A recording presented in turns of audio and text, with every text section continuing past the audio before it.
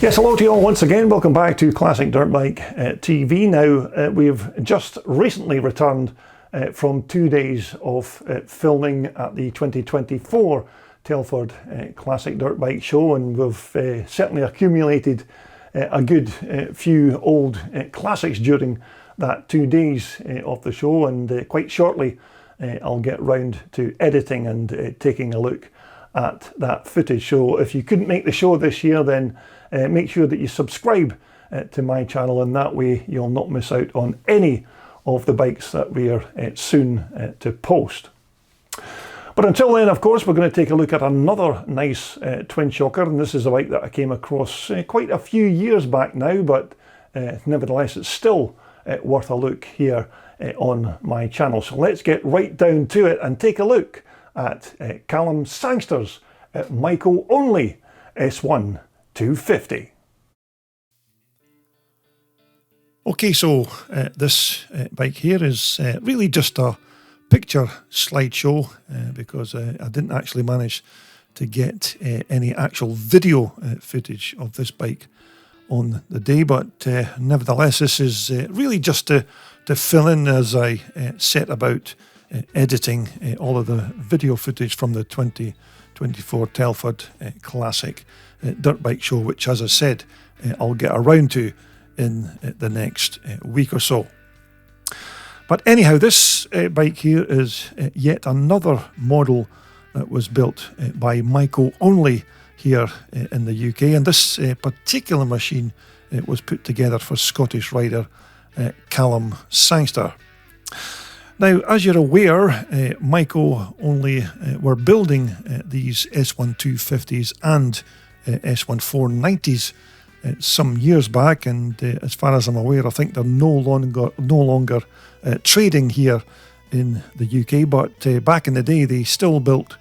some quite nice looking bikes using a combination of new old stock Maico parts and other remanufactured components that they either made themselves or were supplied from other outside sources.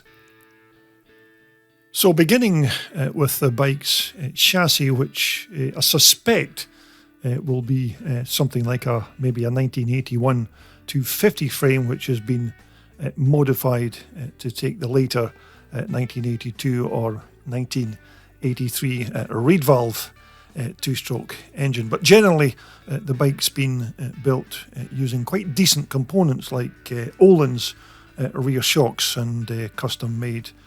billet alloy triple clamps and an all alloy airbox as well to replace what would have been the original 1980s plastic item. And so the power plant on our Maico Only S1 is using the 1982 or maybe even 1983 reed valve two-stroke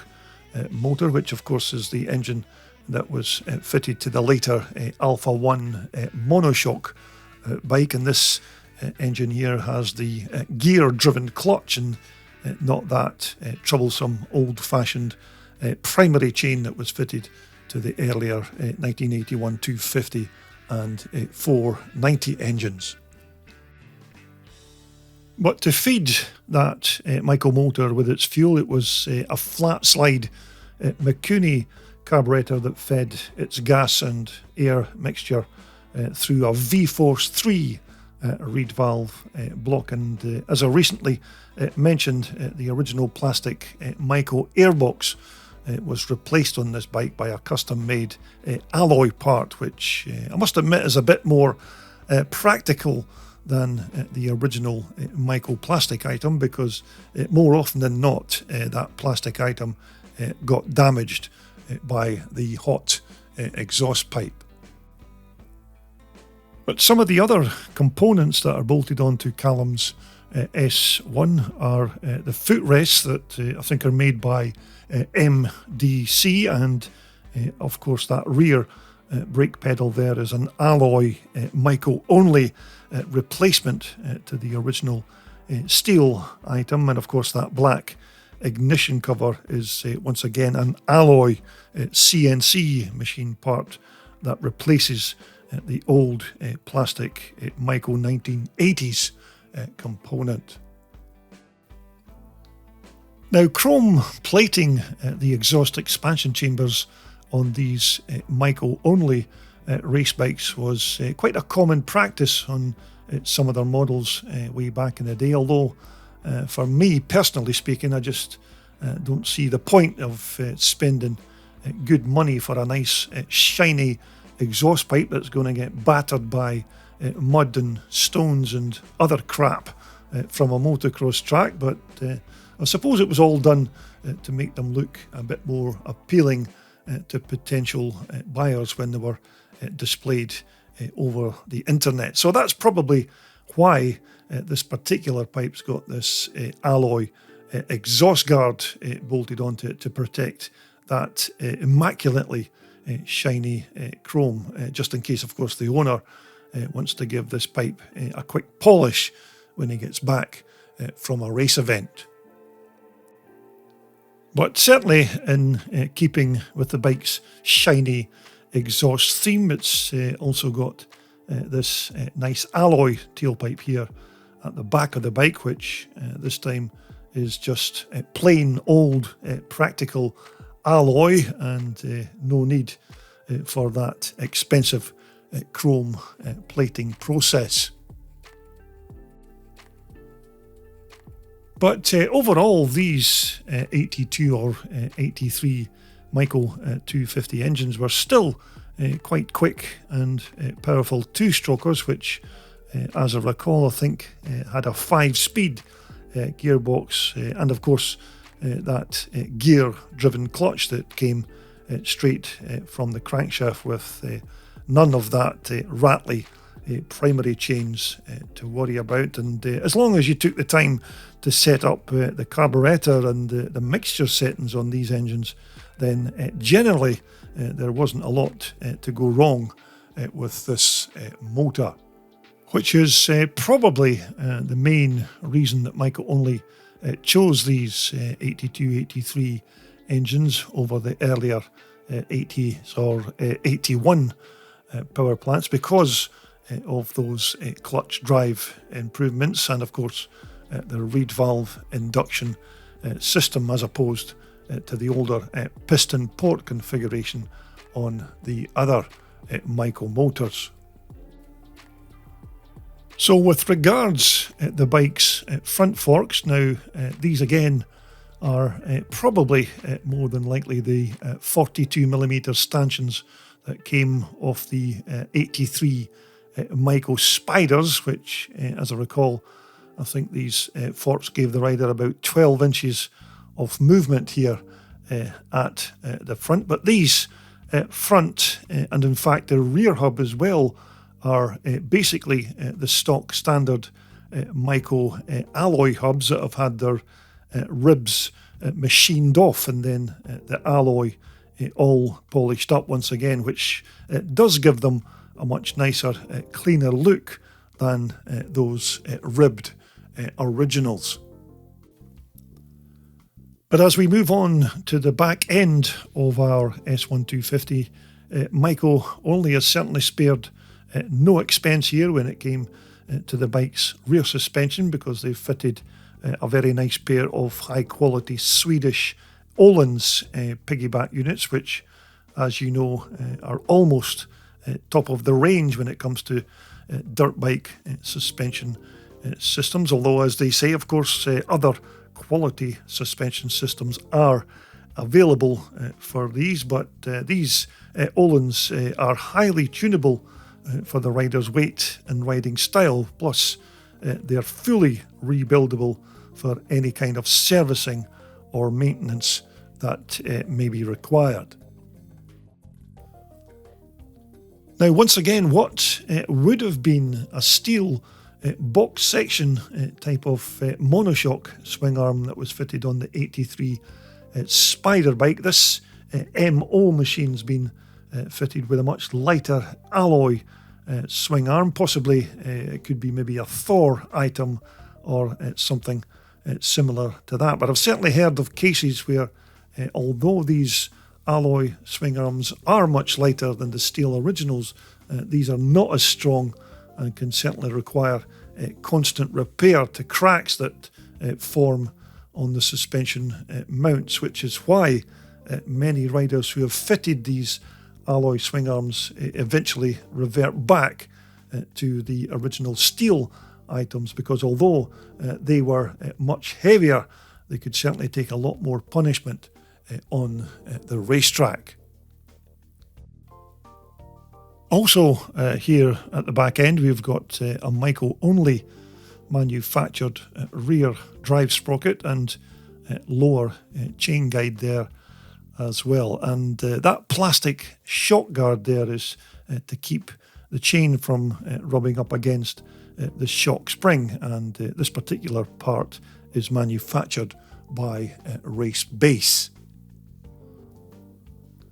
And in fact, also fitted to this rear and at the front as well, it's a pair of alloy Tagasago XL wheels in black, as you can see, which I'm not going to comment on, as you already know my views on fitting black wheels onto a classic twin shock dirt bike. But more or less all of the bike's plastics, including these side panels and the bike's front and rear mudguards as well, are all basically reproduction parts, which are quite easily obtainable these days, because there are plenty outlets who are now supplying or even making these kind of plastics to fit to your old Maico. And of course you can have them in whichever colour of the rainbow that takes your fancy. Now the seat on Calum Sangster's bike is once again a reproduction part, as is of course this black plastic fuel tank as well, which is an exact copy of the part that was bolted onto most Maico racers of the early 1980s. And this one here has been adorned by some very nice Maico Only S1 graphics. But this plastic fuel cell here usually held enough pre-mixed fuel to keep the bigger 490 motor fed with gas over the course of a long race moto, so there shouldn't be any problems at all keeping this smaller 250 buzzing along quite happily. But certainly I still have to say that despite this bike's hideous black wheels, this is still quite a nice looking bike from a few years ago, which I think it was around 2010 when I actually took these pictures of the bike, and this was just prior to Calum putting the bike onto the track for the very first time, which as I recall initially went quite well, and that was up until the first few laps of the practice session, when the S1 250 motor decided that enough was enough and seized up, leaving Calum not too impressed with the bike's virgin track debut. And it was quite some time before the bike was up and running again, but the initial impressions were quite good with the few laps that Calum managed to enjoy on his brand new bike. And in this shot here you can see Calum in action on the Maico S1 at Gairloch Head on the west coast of Scotland in that year. But this was still quite a good combination of that tubular steel Maico twin shock frame and the later 1982 or 83 reed valve engine. And to be fair, Maico Only did use decent components on these S1 twin shockers, and if they couldn't source suitable new old stock parts, then they either manufactured them themselves or had them made by an outside source. And as old school classic twin shock racers go, you certainly have to admit that this S1 is still a little cracker.